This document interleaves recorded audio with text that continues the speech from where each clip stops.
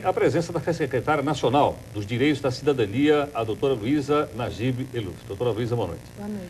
Doutora Luísa, os conselhos tutelares, parece que foram criados há 4 ou 5 anos atrás, não é isso? Há 5 anos. Há 5 anos. Pelo E por que Estatuto da até Criança. hoje não se vê isso implantado? Qual é a dificuldade? Há apoio por parte dos prefeitos municipais para que isso se concretize? Na verdade, os conselhos tutelares foram criados há 5 anos, em 1990, pelo Estatuto da Criança e do Adolescente. Eles têm que funcionar nos municípios. Cada município deve ter pelo menos um conselho tutelar. No caso de São Paulo, que é um município muito grande, nós temos 20 conselhos tutelares funcionando nas regionais da prefeitura.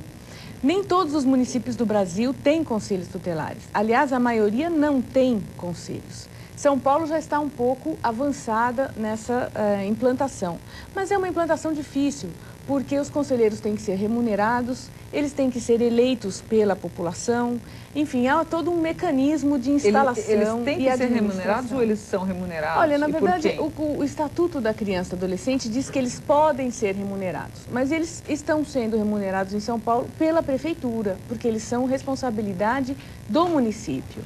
Luísa, vamos falar de uma questão prática, porque talvez, um pouco mais na prática, a gente possa entender um pouco melhor os conselhos tutelares. Vamos dar uma situação prática. Suponha, por exemplo, que um menor de idade tenha sido preso numa delegacia de polícia, coisa que ele não poderia estar lá, mas por um acaso está preso na delegacia de polícia. Aí é avisado o conselho tutelar. Qual é o poder que tem um conselheiro tutelar para poder intervir numa situação dessa? Ele deve intervir, pode intervir? Ele deve, pode. E os conselhos tutelares têm que encaminhar as crianças para os estabelecimentos de assistência social. Porque criança no Brasil não é problema de polícia, é problema de assistência. Ele pode até ter atritos, pode ter gente que não concorde com aquilo que o conselho determinou, mas aí tem que recorrer ao juiz. Só o juiz pode modificar a decisão do conselho.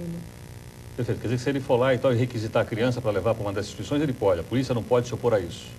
O conselho determina o que vai acontecer com a criança. É claro que, no caso de haver uma investigação, enfim, essa investigação ela pode prosseguir, mas o que não se pode é manter uma criança num estabelecimento prisional, né, numa delegacia, numa coisa assim. Isso não pode, está proibido pela nossa lei. E os conselhos têm uma função muito importante, porque eles, na verdade, têm uma atribuição muito grande, que é dada pelo Estatuto, de, simplificando, cuidar das crianças que tenham algum problema. Que serem tutores, é isso? Na verdade, agora, sim, vamos pegar um caso específico, um menor, que acontece muito, né? Drogado, acaba assaltando uma mercearia, roubando caixa ali, e o flagrante a polícia prende e tal. O que acontece? A polícia é caso de cadeia, não é caso de cadeia, o Estatuto proíbe, né? O Estatuto fala que quando existe um adolescente que pratica um ato infracional, então eles estão sujeitos a medidas socioeducativas. Né? E a doutora Luísa Najib Eluf é secretária nacional dos Direitos de Cidadania. Doutora Luísa, as pessoas têm consciência dos seus direitos e deveres enquanto cidadão? O que é cidadão? Porque a gente imagina o seguinte, cidadão é um terno, gravata, nível universitário... RG, SIC, atestado de saúde, etc. O que é exatamente um cidadão? A pessoa pode dizer, olha, eu sou um cidadão, quero ter o respeito da minha cidadania. Como é que é isso? Pois é, ter cidadania é ter qualidade de vida, é ser respeitado e respeitada, né? E também cumprir com seus deveres para com a comunidade. Porque as pessoas hoje estão aprendendo a reivindicar, o que eu acho muito bom, é muito importante. Na medida em que os brasileiros e as brasileiras começam a aprender que têm direitos, começam a reivindicar os direitos. Ótimo. Mas tem que compreender também que todos nós temos uma responsabilidade pelo bom andamento da nossa sociedade e do nosso país. Então, a própria colocação como um conselheiro tutelar é uma vontade de participar dos problemas da comunidade e de tentar encaminhar as crianças para uma solução que seja profícua, que seja boa para todos. Não é? E justamente isso me faz pensar o seguinte, Luísa. Os conselhos não são conhecidos, né? Eu não sei, então, se são as pessoas que não têm tanta vontade de participar. As pessoas têm muita vontade de participar. Quando elas tomam conhecimento da existência dos conselhos e, inclusive, da possibilidade de serem candidatas a conselheiras, as pessoas ficam muito entusiasmadas, né? Se inscrevem. Eu acho que, como tudo no Brasil, é um pouco demorada a informação. Os meios de comunicação têm um papel importantíssimo, né? As escolas têm um papel importantíssimo. O Estatuto é relativamente novo, ele tem 5 anos. É claro que já daria para todo mundo ter conhecimento disso.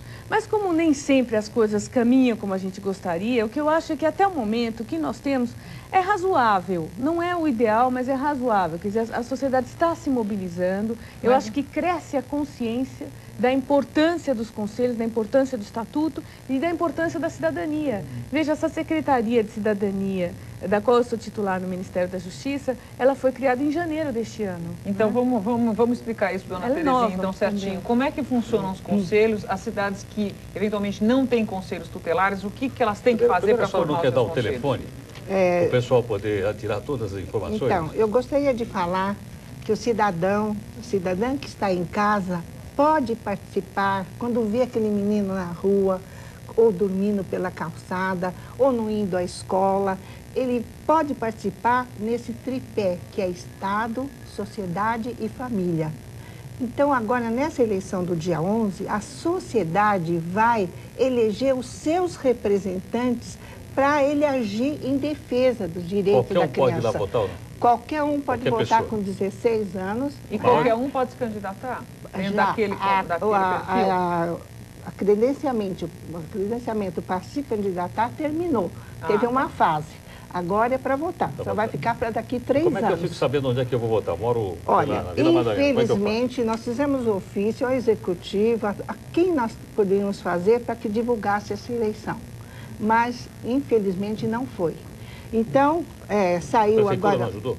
Não, a prefeitura não fez essa divulgação. Precisaria fazer nos grandes meios de comunicação, nos grandes jornais.